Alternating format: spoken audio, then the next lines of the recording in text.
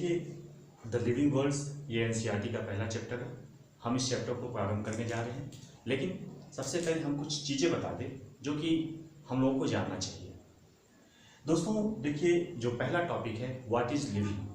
तो लिविंग के 5 कैरेक्टर्स होते हैं। जितने भी लिविंग बीइंग होते हैं इसके 5 कैरेक्टर होते हैं। पहला ग्रोथ, दूसरा रिप्रोडक्शन, तीसरा मेटाबॉलिज्म, तीसरा सेलुलर ऑर्गेनाइजेशन और नेक्स्ट कॉन्शियसनेस।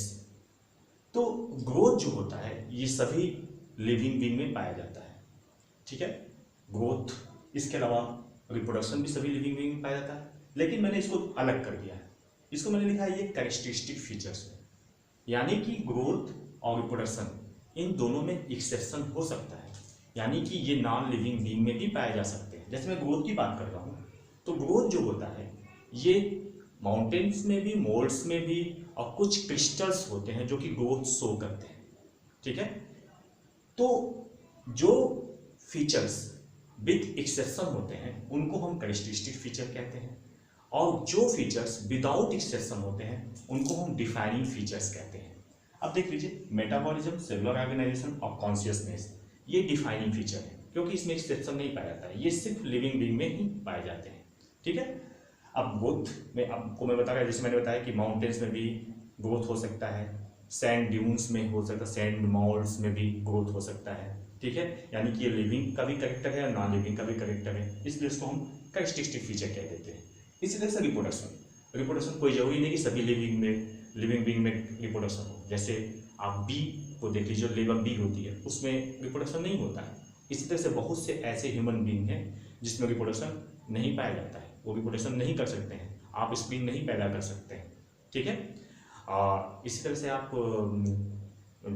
खच्चर की बात कर लीजिए, जिसको हम मूल कहते हैं, हिनी कहते हैं, ठीक है। मूल जो होता है वो डंकी और हॉर्सेस के क्रॉस से पैदा होता है, वो अपने आप स्प्लिन को नहीं पैदा कर सकता है, यानी कि जो खच्चर होते हैं वो अपने नेक्स्ट जनरेशन को उत्पन्न नहीं कर सकता है।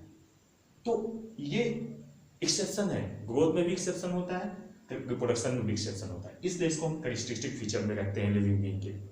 जबकि मेटाबॉलिज्म और सेलुलर ऑर्गेनाइजेशन और कॉन्शियसनेस इसमें कोई भी एक्सेप्शन नहीं होता है। मेटाबॉलिज्म लिविंग बीइंग में पाया जाता है, अगर मेटाबॉलिज्म नहीं होगा तो लिविंग बीइंग नहीं कहा जाएगा, वो जिंदा नहीं कहा जाएगा। इसी तरह से सेलुलर ऑर्गेनाइजेशन भी होता है, वो अलग बात है कि कुछ वायरस पियॉन्स भी होते हैं जिसमें कि सेलुलर ऑर्गेनाइजेशन नहीं होता, लेकिन उसको हम लिविंग बीइंग नहीं मानते हैं, उनको नॉन लिविंग और लिविंग बीइंग का लिंक मानते हैं, यानी कि सेलुलर ऑर्गेनाइजेशन भी होना चाहिए।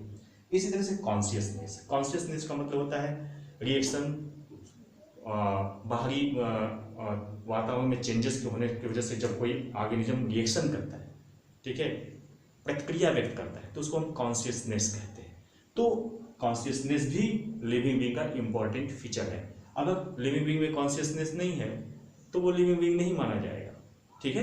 तो यहाँ पे मैं इंट्रोडक्शन में मैंने 2 चीज़ें बता दी कि जो 5 कैरेक्टर्स होता है उसमें उसको हम 2 तरह से क्लासिफाइड कर सकते हैं। एक डिफाइनिंग फीचर्स में आता है यानी डिफाइनिंग कैरेक्टर्स में आता है, और दूसरा कैरेक्टरिस्टिक फीचर्स में आता है, यानी डिफाइनिंग फीचर्स और कैरेक्टरिस्टिक फीचर्स, ठीक है। डिफाइनिंग फीचर्स विदाउट एक्सेप्शन, कोई भी एक्सेप्शन नहीं पाया जाता है, जबकि कैरेक्टरिस्टिक फीचर में एक्सेप्शन हो सकते हैं, ठीक है।